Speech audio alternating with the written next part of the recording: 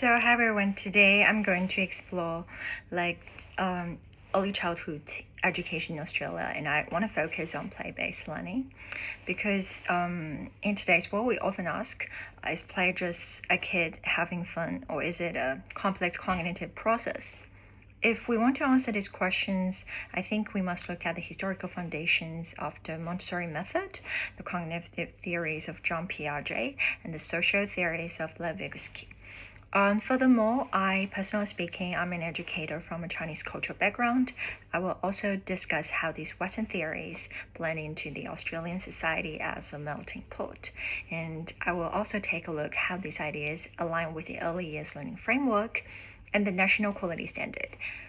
So let's begin with the Montessori method. So Maria Montessori famously stated that play is the work of the child, and her historical approach also emphasizes a prepared environment, which refers to a structured space where children develop independence through real-world tasks. So even if she focused on purposeful work, but modern play-based learning in Australia actually embraces more imaginative, open-ended play. But Montessori's influence remains very important in National Quality Standard, Quality Area 3, physical environment, because physical environment is the third teacher for kids because it provides children with high quality, accessible materials that invite themselves for self-correction and agency. But how do children actually learn from this environment? So Jean Piaget's constructivist theory actually tells us that children are little scientists who are able to build schemas. So when a child experiments with water or blocks, they're actually constructing their own knowledge, which is also a core goal of early year learning framework or Camp 4, so they're confident and involved learners.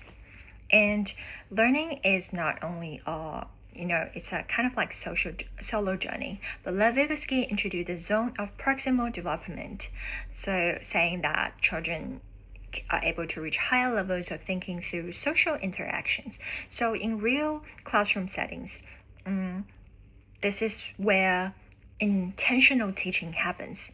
So by scaffolding a child's play, we are able to help them move from what they can do by themselves to what they can achieve with support. So this also fulfills early year learning framework outcome 5 regarding effective communication. So if we look this from a cultural lens, so it's a very important point for me because I'm a person with Chinese heritage. So Australia is actually, a very vibrant melting pot. Even if Jean Piaget saw development as universal stages, Australian scholar Marilyn Fleer argues that play is a cultural historical activity.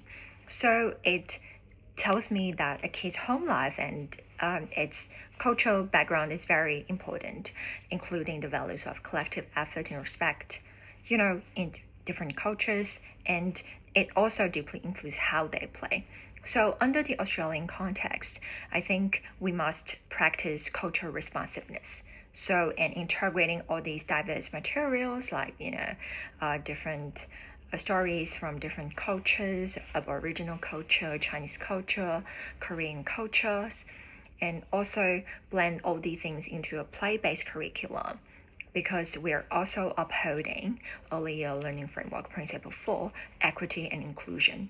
So this makes sure that this melting pot is not only about blending in, but it also gives every child a sense of belonging, and they can feel they truly belong.